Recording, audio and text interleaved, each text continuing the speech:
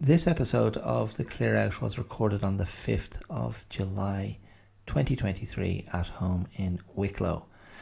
And it is an episode looking at institutional breakdown. Last week's episode I talked a lot about trust, but I was talking about trust on a kind of interpersonal basis, and trusting oneself as well was looked at. But there is a story playing out here in Ireland at the moment, which is the epitome of institutional corruption and the breakdown in trust of a national institution, in this case the national broadcaster in Ireland, RTE. And so I'm looking at that and just kind of looking at my own thoughts around why that happens and why I was in no way surprised. And I try towards the end of the episode to look at the idea of self-control and how self-control might be the only thing that can kind of challenge institutional thinking or institutional culture when you're within it. I also cite in passing the Stanford Prison Experiment and the I'm going to forget what it is, the Milgram Obedience Experiment as well, and Hamlet, Shakespeare's very own Danish prince. He gets a little bit of airtime as well, and the relevance is his complete disillusionment with the human condition. So there you go. Doesn't that sounds so enticing, doesn't it? So get ready. That's what's coming up.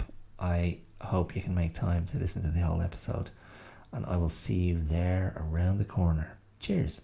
Ooh, not gonna change my mind, leaving the dream behind, keep my mojo. Hi, my name is Dara Clear, and you're listening to The Clear Out, my weekly dabble in the affairs of life, my weekly plunge into whatever makes us tick, whatever makes me tick. You're a terrible tick. And yeah, I never really know where I'm gonna go. That's just the way I roll. So I have one main thing to kick around the yard this week, and I will get there in due course. But first, a word to you. How are you? I'm asking for real. How are you? Is life going well? Is the day going well? Is the moment going well? The year, the decade. Where are you at? Have you just gotten over something? Are you facing into something tough? Are you staying in the moment? That is the challenge. It's an ongoing challenge, that one. Can you be present? Easily spoken about.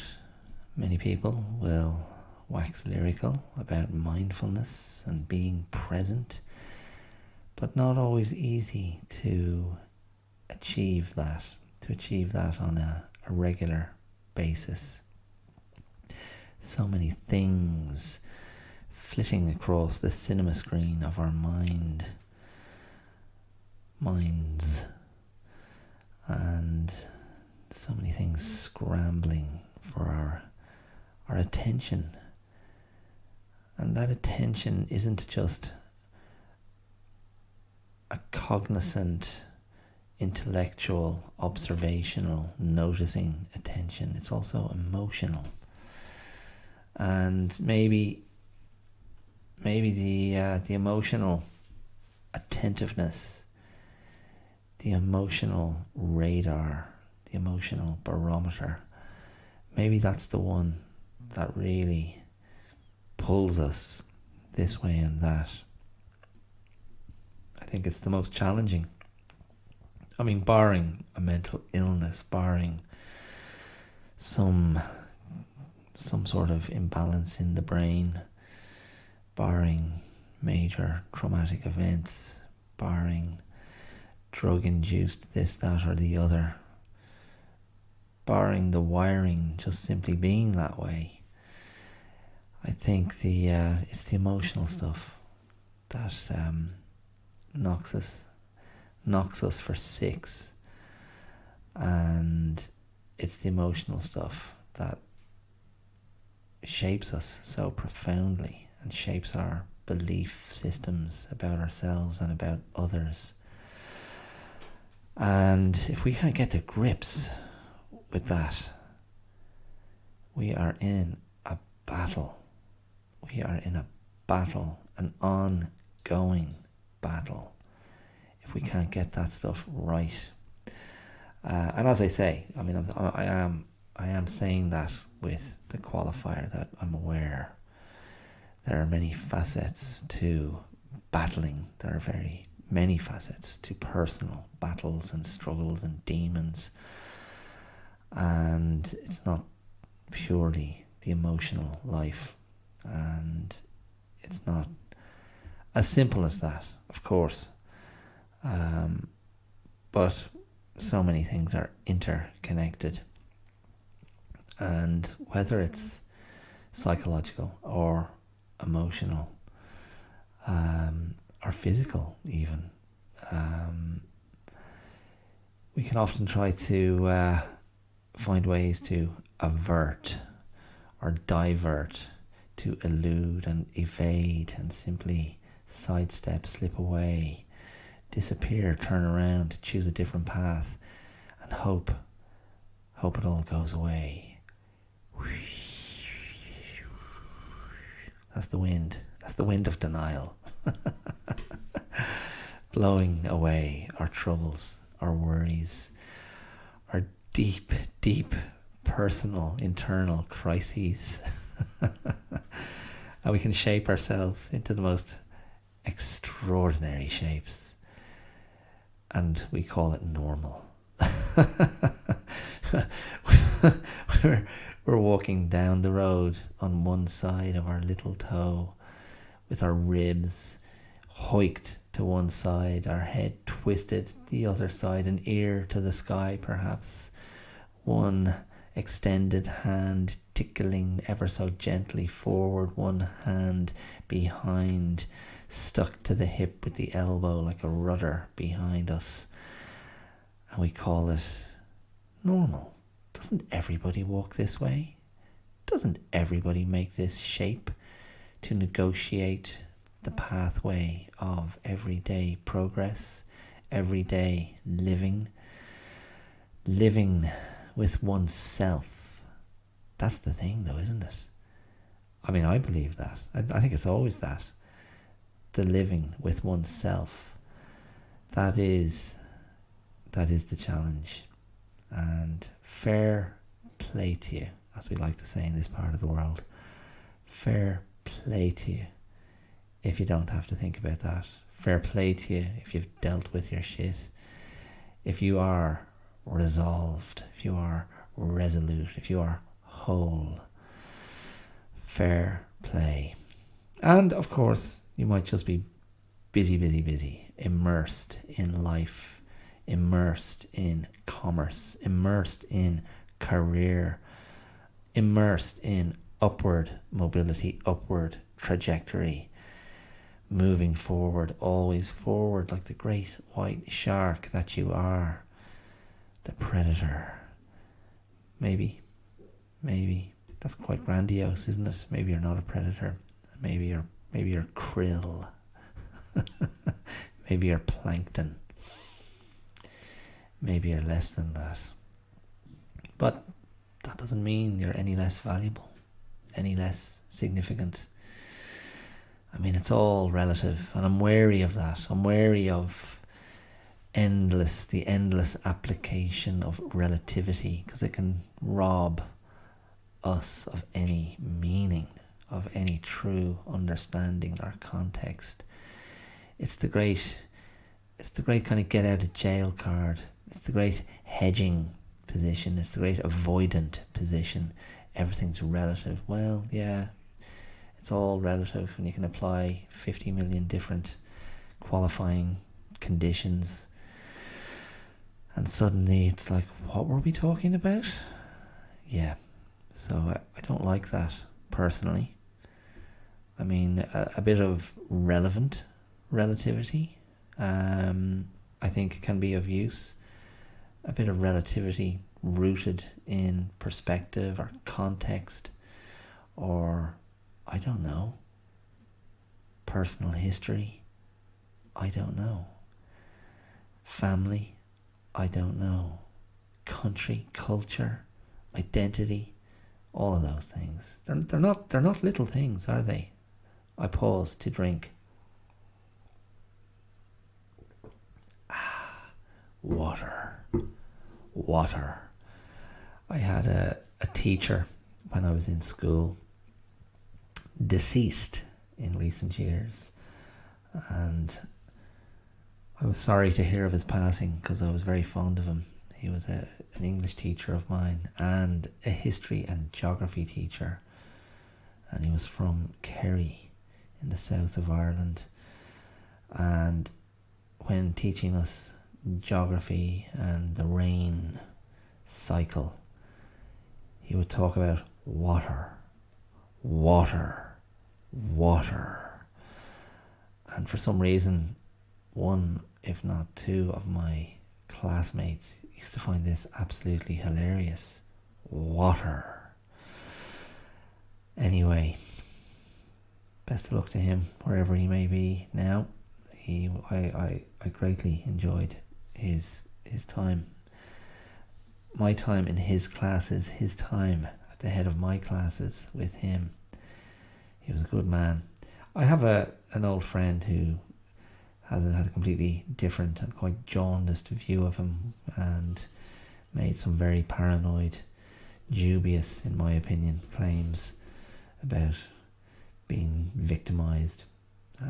But again, unreliable narrator, unreliable storyteller. Goes back to last week. I was talking about trust. Do you trust me? Should I have trusted my friend? I didn't. He was no longer a friend, and that wasn't an accident. So there you go. Anyway, it's warm. It's warm here this evening. It's warm here in the home studio at #blessed. And this is the BBC World Service. Yes. Now, speaking of the BBC World Service, the BBC, that great institution, that great media institution, the BBC, British Broadcasting Corporation, I believe. And the BBC is what? A watchword for quality? We expect a certain standard from the Beeb, and the Beeb's tentacles reach very far. It has a presence in many parts of the world, but the BBC, a great sort of British bastion of a sort of a leading standard in media communication, and a national treasure of its own kind. And what is the equivalent here on this Emerald Isle? What is the equivalent here, the land of Roisin Dove? What is the equivalent? The equivalent is RTE, that is Radio Telefís Éireann, which simply translated is Radio Television Ireland. And RTE, the national broadcaster here in Ireland, is currently mired in controversy, mired in shame and ignominy, mired in filthy lucre, mired in backhanders and dodgy financial carry-on. And the question is anybody surprised?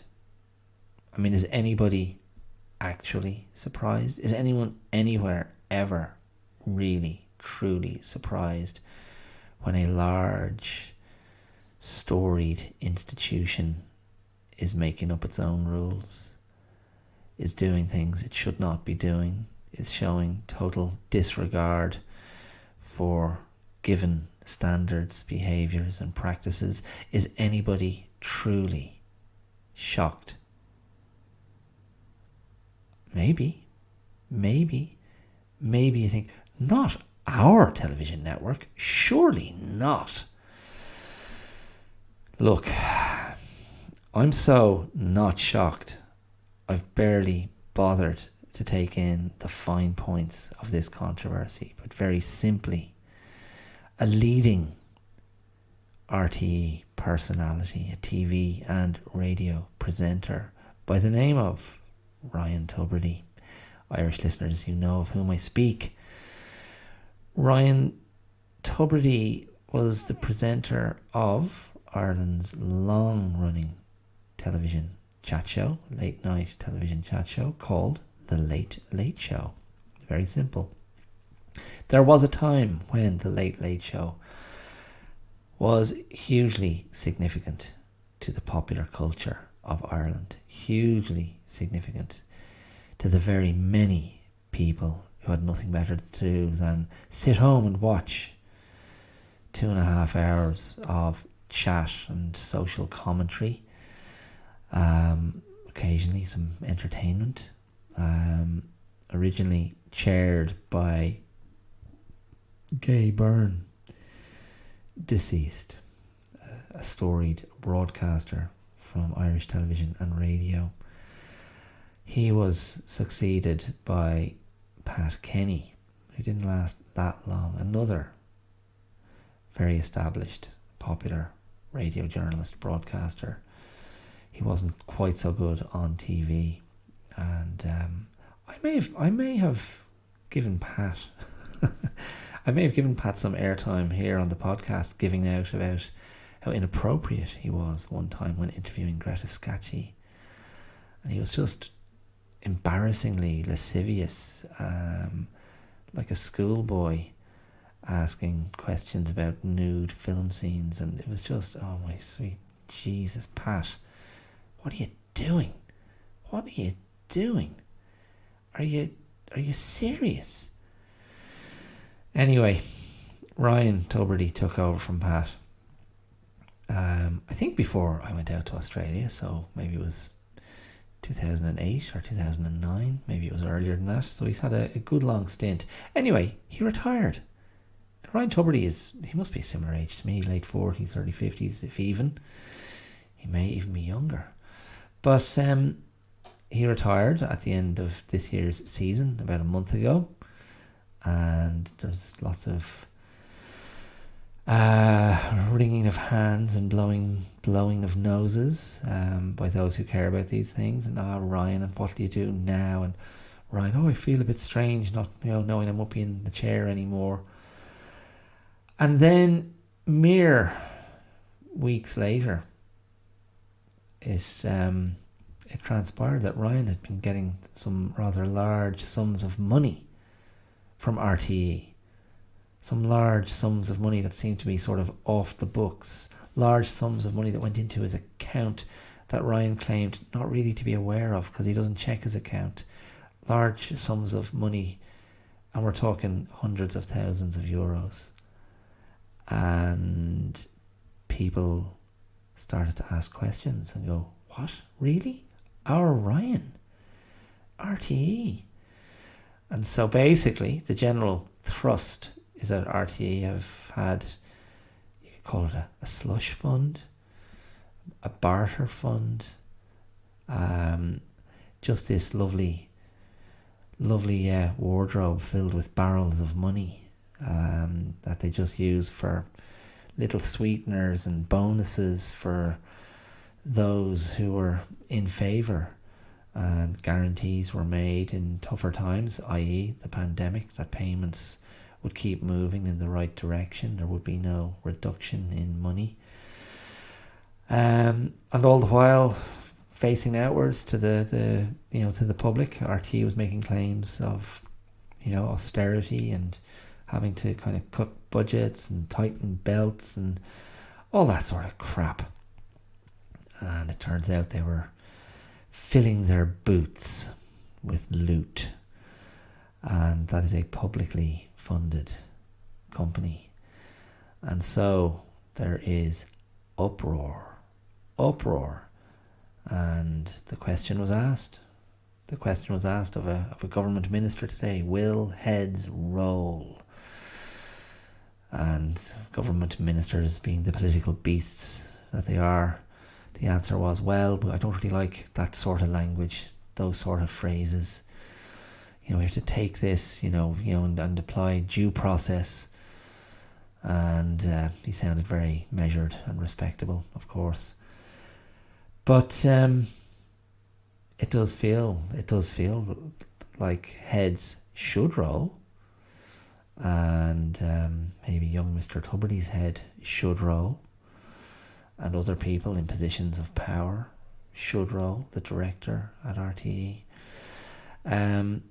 But yeah, I was, as I say, I haven't gone deep into the details of this story because I just thought, yeah, sure, of course, why would that be surprising?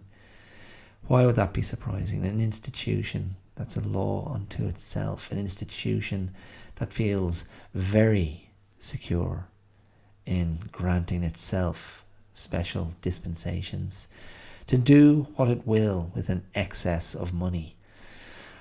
And it just got me thinking.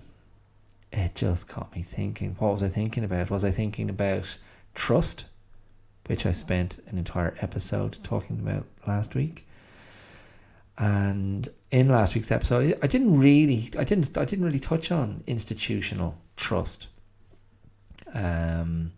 Partly because I felt I'd be having a conversation like this where I'd have to say the default position of any thinking person, any thinking adult, is surely that most institutions are extraordinarily fallible and corrupt and guilty of unethical, like institutionalized unethical practices. It does seem, anecdotally, it does seem historically, looking over the years, that all of these institutions that supposedly hold up our societies, banks and schools and churches and health institutions and care institutions and political institutions, that they've all failed profoundly to not be corrupted. They've all failed profoundly not to abuse their power. And of course there are people who resist, and there are people who try to fight the good fight and do the right thing, and there are whistleblowers, and there are regulators, and there are tribunals, and there are exposés in the media, hard-working journalists sniffing out the scoop, all that kind of thing. And there's atonement, maybe there's punishment, maybe there's recriminations, fines, prison sentences. But ultimately, there's always another generation that thinks we're the ones who won't get caught. We're the ones who can do what we want. We're the ones who grant ourselves permission because no one's looking. No one's saying anything to us, and that must be tacit approval, unspoken approval, an unseen nod of the head. I don't know. I was, I don't know, people were just we're just so fallible. Yes, I say we. I have to say we. It would be so arrogant to not include us. That's me and you. Whoever's out there listening. We're fallible. We're part of this joke. This joke of a race, the human race, capable of such lovely things. I almost feel like quoting Hamlet.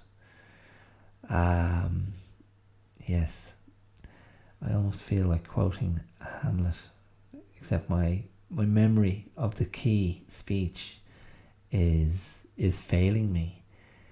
But it is the "what a piece of work is a man" speech. He's having such a moment of utter despair in the goodness of the human race, young Hamlet, after the murder of his father at the hands of his uncle, his father's brother, and his own mother is sleeping with that brother. And Hamlet is just like, what the hell? What the actual hell?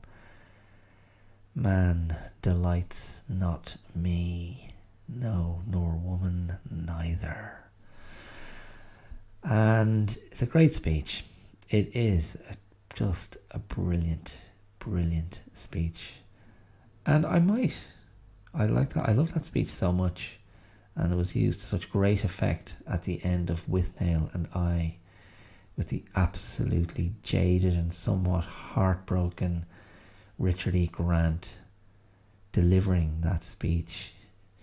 I feel it was in the rain, it may not have been. And wasn't he talking to the hyenas in the cage at London Zoo? And he delivers that speech beautifully. He's got a great voice, Richard E. Grant. I did mention that in a recent episode of the podcast, having listened to him being interviewed on Adam Buxton's podcast.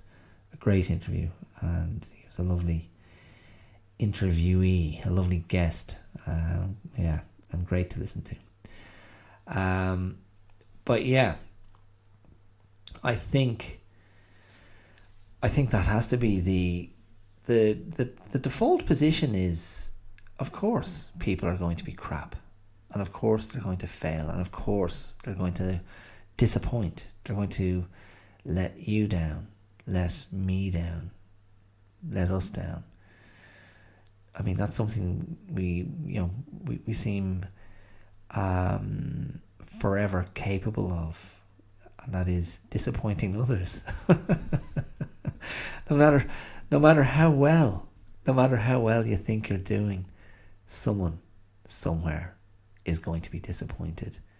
Someone somewhere is going to look at you and write on your report card, "Could do better." Yeah. So, I mean, the way I think about that is, it depends. How much I care about that depends on who is experiencing the disappointment. It depends on, whom I'm letting down. And then I'll go, some people, I care more about their opinion than others. I care more about their approval than others. And some people, I just go, nah, because that expectation, what's it based in? What's it rooted in? Where's that coming from? And I don't trust it. So I'm not going to engage with it. So see you later. Yeah. So these bozos at RTE, these shameless, devious, I want to say dickheads. I said it. You're just thinking, come on, lads, for God's sake, how much money do you need, really? How much money do you need? And I really don't know. I really don't know, as someone who at no point, I mean, I can't point to a single time in my life where there's been a comfortable level of money. And that's I mean, that is absolutely tethered to my own personal choices. That is nobody's fault. No one's to blame for that. And it is what it is. And 95% of the time I'm absolutely comfortable with that. I know the choices I've made. I know the type of work I've done. I know the qualifications I do not have. I know the desires I do not have. I know the goals I do not have. And I am largely very happy with the choices I've made. And I have alluded to this before, if not expressed it explicitly. Of course there are times when I'm looking at my next birthday, when I'm looking at the midlife crisis age of 50, and I think, could I have done better, really? Should I have done better? Should I have made different choices? Should I have pursued something more conventional and looked to line my pockets, looked to fill my boots with something other than good vibes and good intentions, which I find I can't spend in many shops. And I don't think the property market in Ireland is interested in my wallet full of resolute intentions and mindfulness and wellness and conscientious mental health practices. They're like, what? No, I'd rather have 500,000 euros for a modest house. Yes, but anyway, I'm digressing. Time for more water. Yeah, so I'm trying to think, why did I go there? Oh yeah, money. How much money is enough money? So, like so many things, so many aspects of life, so many aspects of lifestyle, so many aspects of quality of life, so many aspects of how we understand those things, so many aspects of how we understand the standard, the level, the baseline of what we expect and the baseline of what we think we deserve. So much of all of that, all of these things I've just mentioned, I believe suffers from a distortion of expectation, a distortion of a sense of desert, as in a distortion of what one believes one deserves. And I look at those money grabbing crooks in RTE, and I can't shake this feeling that they feel we deserve this. We deserve it. We deserve to have more. We deserve it. And I think, how do you get to that position?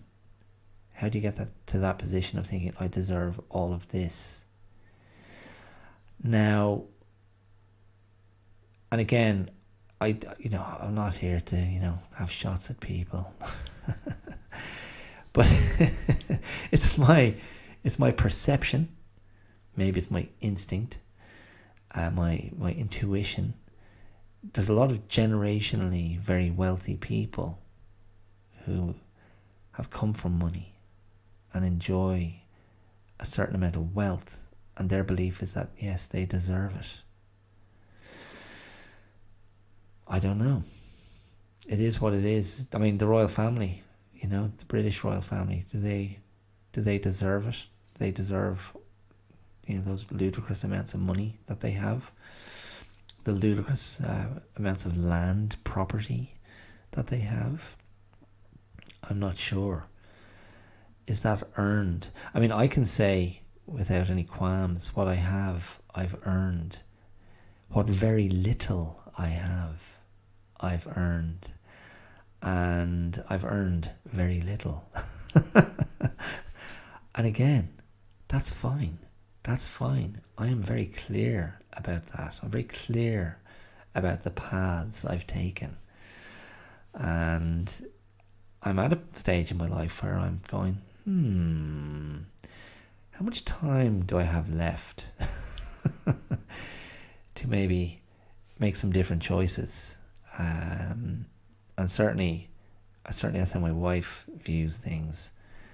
And yes, that is an area of considerable tension in my marriage. But we soldier on, and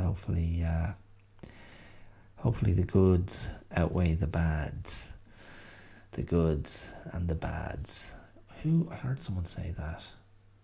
The goods outweigh the bads. I can hear someone saying that. Some voice I can hear from a movie, from another podcast. I don't know. Anyway, whatever. So, yeah, a distortion.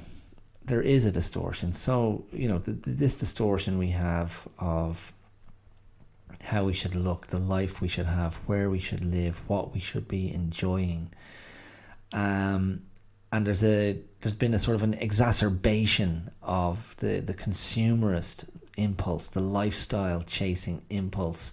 It's been exacerbated by these many years now of social media, of the online life, of the online spectacle, of what people present to the world online, how much we can see, how much access we have to people who have done very well for themselves by their own merits or not. We see so much more of the world. We see so much more of the world. And we start to believe, yeah, I should have that. I should enjoy that. And I don't know how realistic that is. And I mentioned before how the Late Late Show was such a significant staple of Irish cultural life back in the 60s, 50s, 60s and 70s and 80s particularly.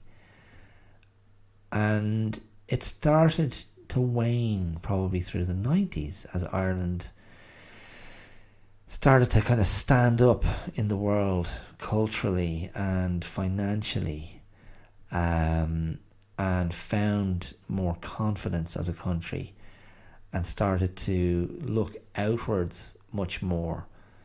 And in the subsequent 20 to 30 years, that's only increased that sense of looking outwards and that sense of being interconnected with the rest of the world and having a much larger frame of reference to draw on and a much larger canvas on which to place oneself as an Irish person. And so the Late Late Show has kind of stayed as what it was in a way. There's something that remains quite parochial about it, which was all we needed back in the day. And its relevance was very real back in the day,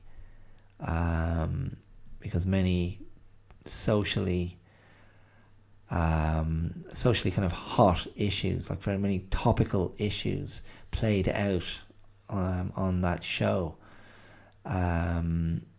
sort of public interrogations and elaborations and explorations and investigations and revelations. And there were many moments, cultural moments of great cultural significance that happened on that show. And the eyes of Ireland were watching. And that is simply no longer the case, not to the same extent. I think the Late Late Show enjoys viewing figures around the 300,000 mark.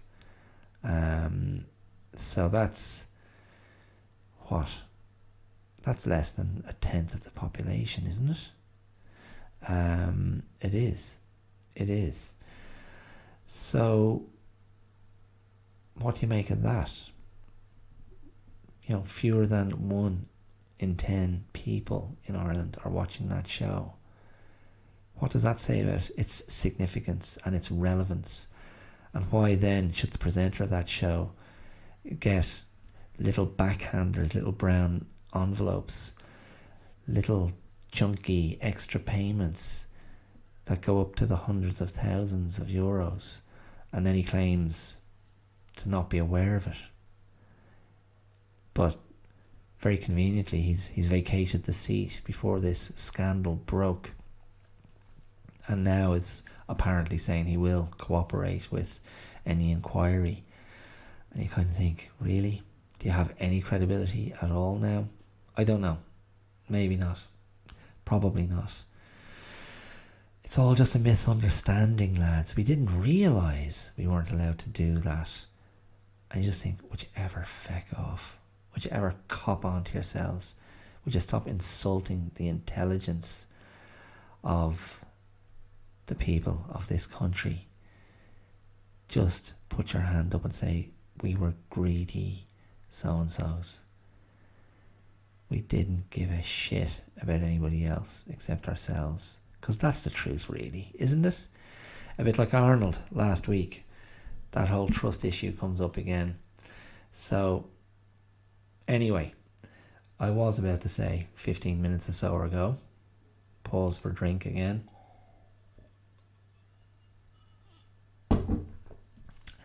It did get me thinking. It did get me thinking about the whole idea of self-control. Self-control and institutionalized thinking. Like restraint, self-restraint, and institutionalized behaviour, institutionalized culture. And it led me back to the Stanford Prison Experiment of 1971 and the other experiment that preceded the Stanford Prison Experiment. That I think that I think I conflated them in my mind. There was an earlier psychological experiment. What was it called? The Grim. Hold on, I'm gonna have to look it up. I'm annoyed now. The Grim something obedience test. Wasn't that it? Grim obedience training. That's not right, does it? Let's see what they give me. No. Damnation. No. Google has given me dog training, Grim obedience training. Bloody hell, that sounds bad, doesn't it? Hold on. It's obedience training experiment 1960s. That's the one where people were giving the subjects electric shocks. Yes? Does that sound right to you? Oh man, it's staying with dog training. How annoying. Oh, there it is. Milgram.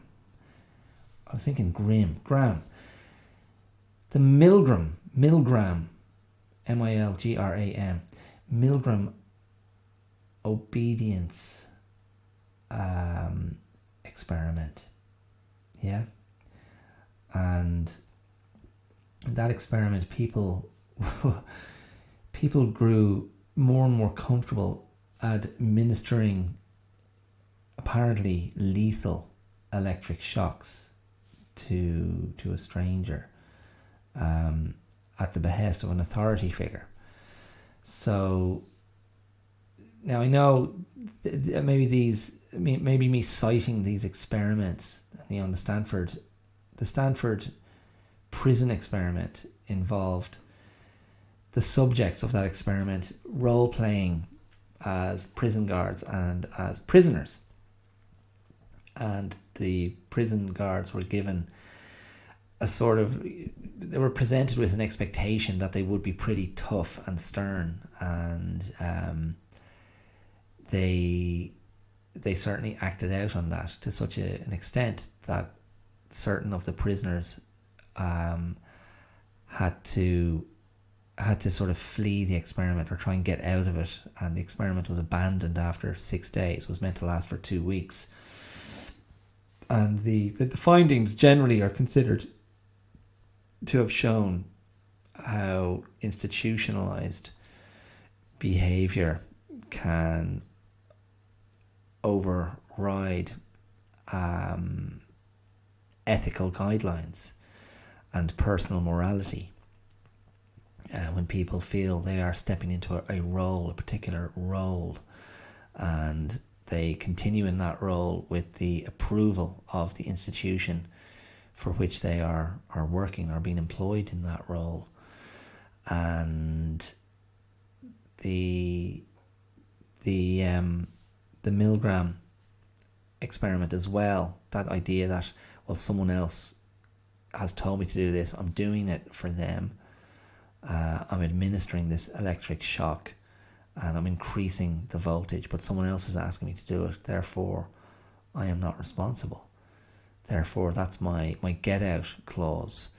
And I think maybe that was cited as evidence after the fact, after the Second World War, that this is one of the reasons that so many soldiers on the Nazi side of things, so many soldiers of the Third Reich behaved so abhorrently and committed such horrendous crimes against the Jewish race and the inmates at the various concentration camps, because we're just following orders.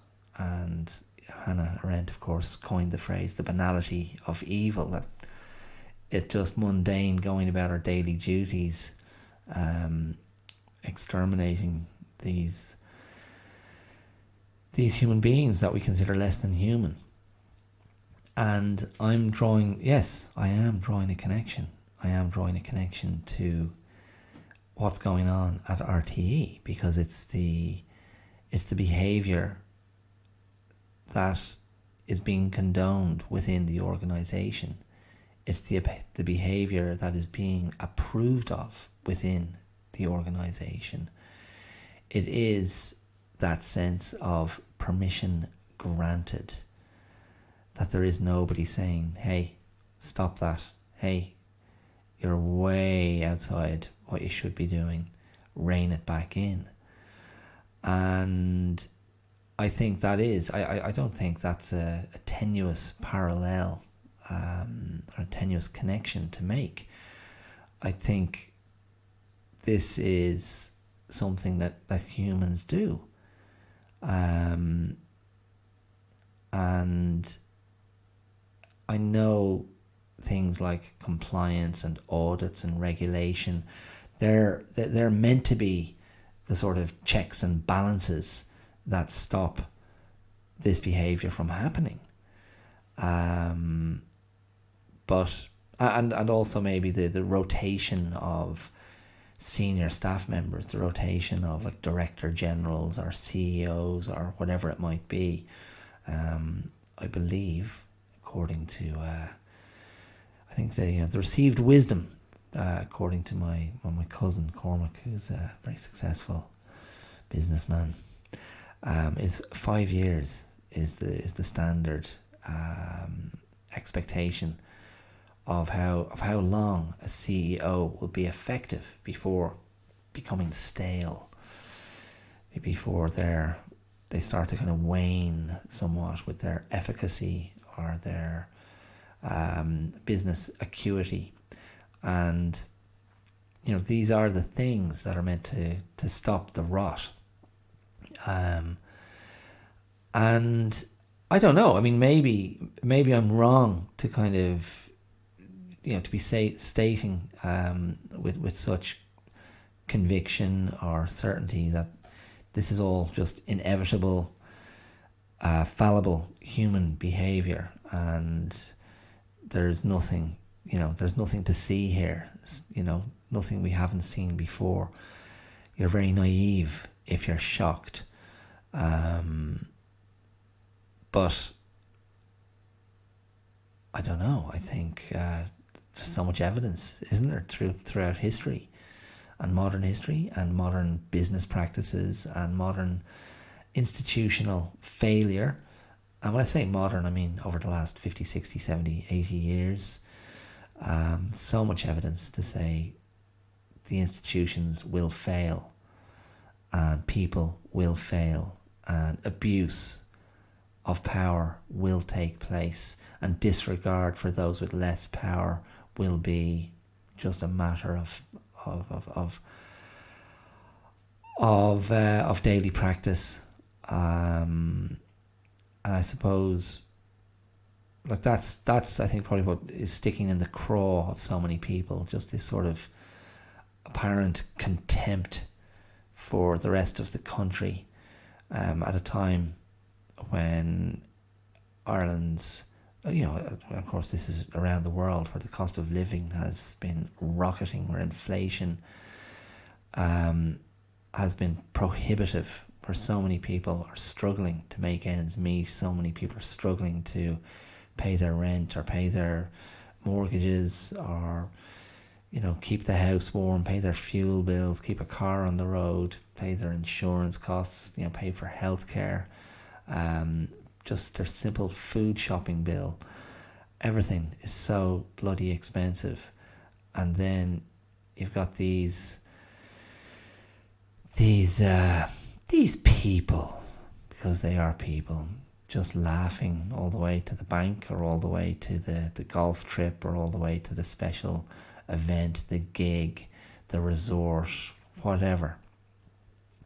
And it leaves a bad taste in the mouth. It leaves a very bad taste in the mouth. And yeah, it has me wondering about that whole idea of self-control. Like, what stays the hand? What stops one dipping their hand in the till, dipping their hand in the cookie jar? Is it the fear of punishment? Is it the fear of being caught? Is it the fear of being seen?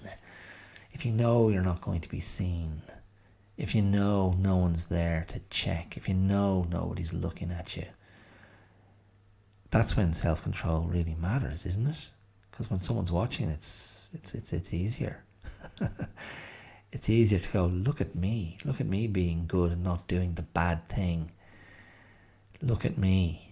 I mean, that very, very idea of the unseen crime, the unseen bad behaviour, isn't that why so much shit goes on behind closed doors? Isn't that why so many horrible things happen to people behind closed doors? Because it is unseen. I mean, the entire history of domestic violence and abuse, sexual abuse, child abuse, battery, assault, all of those things, so many of those things happen behind closed doors. So many of those things happen in unseen places. And it gives the perpetrator the sense of, I can I can do this. And I'm not going to sit here and start trying to iterate any sort of rationale for the psychology or the impulse to do those things to anybody, let alone a family member, let alone a child, let alone a spouse. I won't insult your intelligence and insult people who've been through that, and insult professionals who deal with that. But I think I'm right. I think I'm right in that idea of the unseen, and the sense, the belief, the perception that I am not seen, I'm not being seen doing this terrible thing. And then you're on your own. You're on your own with whatever your moral compunction is, or your ethical compunction, whatever it is that makes you go, I can do this, or whatever it is within you that makes you go, I'm not doing this because I can't live with myself if I do this. And I'm not sure what that looks like for any other individual, but I believe for myself it's rooted in self-control, and that's something to actively engage in. And certainly coming from the martial arts background that I come from, self-control is a huge part of the martial arts mind, the psychology of the martial artist. Self-control. Can I control my emotions? Can I stay my own hand? Can I manage to not respond to the sting of pride, the sting of embarrassment, the desire for a reaction, a response, a desire to lash out? Can I control that impulse? And I think my feeling about it is, in a martial arts context, and I've spoken about this before in earlier episodes of the pod, the erasure of ego is a very key objective for the dedicated martial artist. And it is self-effacement. It is removing oneself from the art and letting the art be what it is. And that's very tricky, because when you put yourself into it and you put yourself at the center of your practice is going to be susceptible to all your own fears and foibles and flaws and anxieties. But if you can do that mind game of going, no, the art is what it is, and it exists independently of me. I am merely the vessel, the conduit. I am merely what animates the art. And the art is effective, and the art is beautiful. And the art, if done right, will be effective and get the job done. But we get in our own way. Our fear gets in our own way. Our anxiety, our uncertainty, our self-doubt gets in our own way. And then you do need to wield that self-control and go, no, I'm going to override the emotions. I'm going to override the doubts and put myself in that other place, which takes me out of this, so I can look dispassionately at the situation and be more effective. And self-control is definitely located in that area. But I don't know, maybe there's a contradiction there. If you're someone who's taking huge wallops of money from somebody, walking out of RTE with gold coins tinkling in your shoes, in your pockets, in your undies, and are you being dispassionate and kind of going, this is not happening to me. I am not here in the center of this thing. So maybe there's a denial. And maybe that's just the flip side of what I was talking about, to take one's self out of the art. Maybe, and I'm, because I was presenting that in very positive terms, to make one more effective, to cool one's blood, to have a cool head, to temper one's temper. And denial is sort of the dark side of that. That this has no consequences. And in a way, to take that idea of this has no consequences back over, let's cross the line back over to martial arts. That's actually been very in the moment. This has no consequences.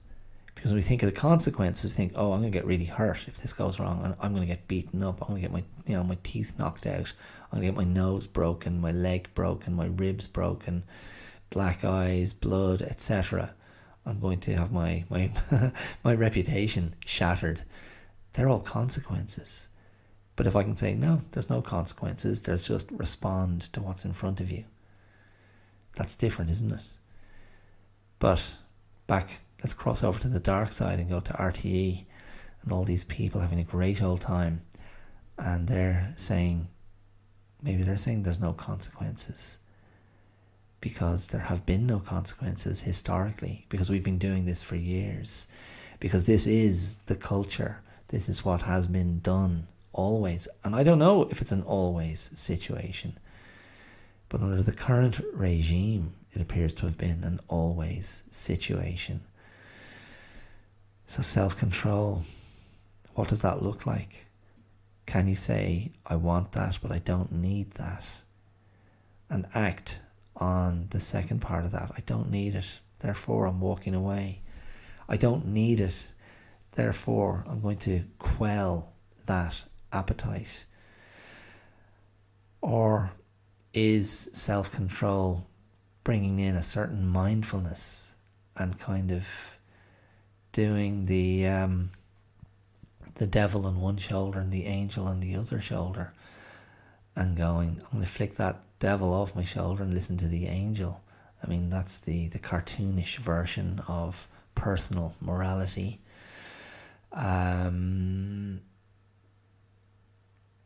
don't know. I mean, I'm a huge believer in the idea that everybody knows where the line is. Everybody knows where the line is. Unless you have some sort of pathological condition. Unless you're a psychopath or a sociopath. I do not know the difference. But do you know what I mean? Like I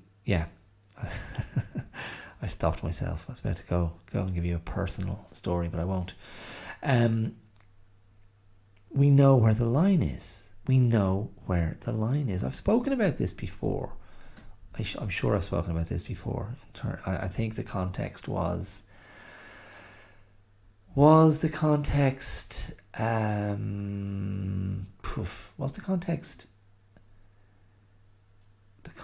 was it flirting? Was it male female interaction? Was it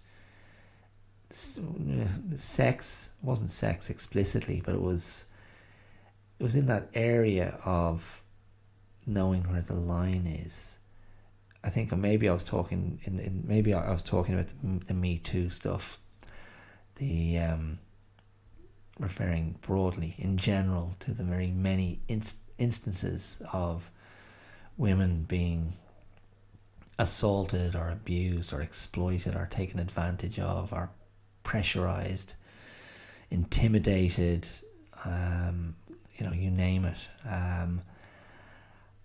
And my argument is, we all know where the line is. You know when you're crossing the line, and if that's within the the social codes of adult sexual interaction or flirtation,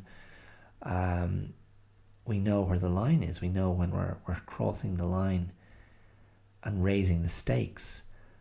And I don't believe for a second that that doesn't also apply when we're talking about backhanders, when we're talking about money that is not earned or deserved. I believe that's very much the case in financial practices. People know where the line is. And if you're given permission by your institution to erase that line, to pretend that that line isn't there, or to pretend that that line is in a very, very different place, a place that doesn't exist on, account books or in account records or on spreadsheets. People know. Everybody bloody knows. Come on, don't tell me they didn't know. Of course they know. But again, institutional practices, institutional cultures can blur those lines because it's the given behaviour, it's the received practice, and it's the implied consent, it's the implied green light. And so I suppose if I go back to that idea, sorry, not the idea, but if I go back to where I was originally citing or talking about this idea of we all know where the line is, and you're talking about men and women, and men transgressing, or men choosing not to see where the line is. That can be just an individual's choice. That can be, one person. And of course a woman can do that as well. I don't gender this and bias it solely on men. It was just, I was talking about the Me Too, the Me Too kind of frame. But I think if you're the type of man who indulges in casual, misogyny or sexism, and you're doing that with the sense of this is approved of. I have the approval of my peers. I have the approval of all other men that I know. That is a green light. And so that's you can say that's an institution of its own. Is that the institution of brotherhood, an institution of manhood? Now, I'd argue that there are very many different silos of manhood, very many different groupings and social groups and communities. And I mean, I spoke last week about, the kind of particular iteration of masculinity that Arnold Schwarzenegger epitomizes, and it's one thing, and men can be many different things, but that idea of approval, and believing I have the approval of others to do this thing, and again, if you're a psychopath, you're only you only have your own approval to do the most extreme things. But I think self-control is rooted in a sense of personal disapproval, and not in a low self-esteem sense of personal disapproval, but a sense of moral or ethical disapproval of certain behaviours in oneself, to go, I'm not going to do that because that's not what I believe in, it's not what I value, and I'll be a better, happier person. And I mean, not better than anybody else, just a better version of myself if I don't do that thing. And I think, I was thinking, would you put this in terms of tougher choices? But it's not really a tough choice, is it? If you're applying a morality that you subscribe to deeply, then it's not a tough choice at all. Then it's easy to uphold ethical practices. And I mean, maybe that's very judgmental of me then to imply that the people in RTE failed to apply their personal morality, or maybe their personal morality gave them permission to do what they did. So yeah, what's the conclusion? What's the conclusion? The conclusion is you got to think for yourself.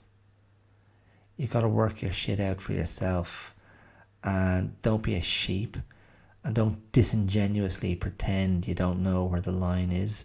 Don't disingenuously pretend you don't know the difference between right and wrong. Don't disingenuously pretend you didn't notice an extra 300 grand in your bank account. I tell you what, I'd notice. I'd notice an extra few hundred in my bank account. And that's it. I mean, you know, this is a fundamental tenet of how I think about mental health and wellness, and it's personal responsibility. And it's you know, don't go for the blame game. You've got to look after yourself. You got to set your own code, and you got to conduct yourself in a way that you believe is fitting and right to better live with yourself. And I think that is tethered to a personal morality, some sort of credo, because life's too short. You don't want to be looking over your shoulder going, what did I do? Who did I speak to? What did I do there? When did I do that? Because then how can you relax? How can you focus on the next thing in the path if you're constantly looking backwards? It's no good. It doesn't work. So you got to get your house in order, sort yourself out. I mean, maybe you've been doing that all along, and you're like, yeah, it's very clear what's gone on, and it's very clear I wouldn't be doing that. You know, that's you talking about yourself. I mean, you'd like to think you'd do the right thing when given the opportunity. You'd like to think you'd do the right thing when presented with the temptation, the easy steal, the easy take. You'd like to think you'd do the right thing. And see, I do believe in that. If more people, and they're out there, aren't they? In spite of the cynicism that I've presented across this episode, there's lots of good people out there. There's lots of people who know the story, are just using a bit of cop on and a bit of just decency. And again, I don't want to get too judgy. It's just like, oh, what the hell? What's the point? Of course, this isn't about point scoring. I mean, no one cares. No one cares about what I'm saying anyway. So it's totally moot. Okay, look, there you go. I've probably gone a bit longer than I expected. I was planning to do this a bit shorter. Will I finish? Why don't I finish with something creative, something artistic? Let me dig out the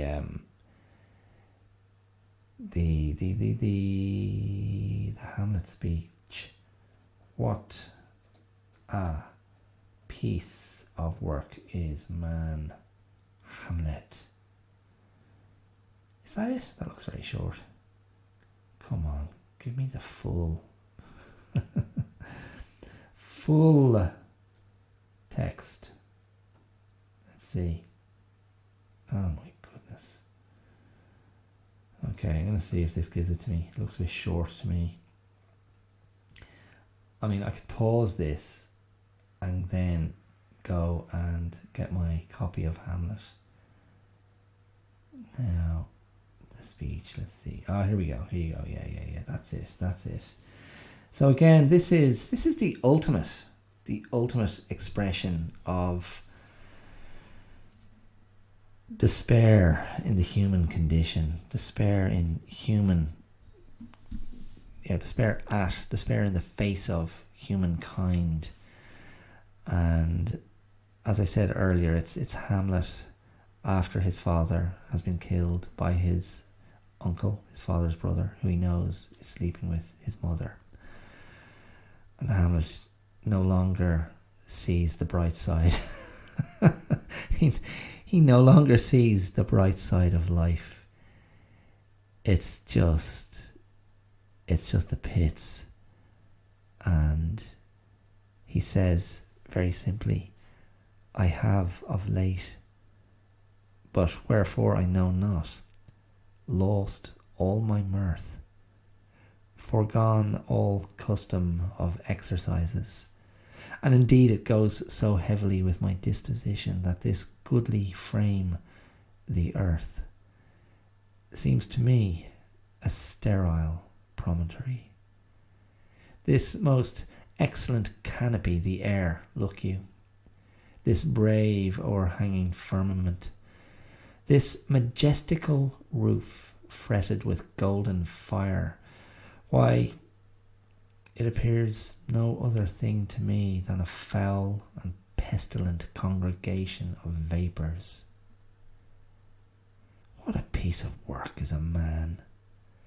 How noble in reason, how infinite in faculty, in form and moving, how express and admirable, in action, how like an angel, in apprehension, how like a god. The beauty of the world, the paragon of animals. And yet, to me, what is this quintessence of dust? Man delights not me. No, nor woman neither, though by your smiling you seem to say so. Yeah, it's a great speech. I think he's speaking to Rosencrantz and Guildenstern at that stage, if I recall correctly. Yeah, it's great. I love it. I used to carry a copy of Hamlet around with me. It comforted me to know it was close. If I wanted to take it out of my bag and just look at some of that beautiful language and express those extraordinarily relatable sentiments of that spurned prince, that heartbroken prince. Okay, there you go. On that completely depressing note, I will wrap things up for another week. Thank you. Thank you for listening. Did this feel like a rant? It shouldn't have. I don't think I was ranting. If you want to throw me some love on social media, you will find all the relevant links, icons, wherever you're listening to this, and you can throw me some love, a comment, a recommend, a share, a rating, a subscription. If you want to support this independent podcast, you can do so using the Patreon link, or Patreon, whichever you prefer, patreon.com/theclearout. And I would welcome anything you can give. But don't worry if you can't. Spread the word, and keep coming back, I suppose. So that's it. I will talk to you next week. Thank you for listening, and as always, mind yourselves. Alright, all the best. Take it easy. See you. Bye.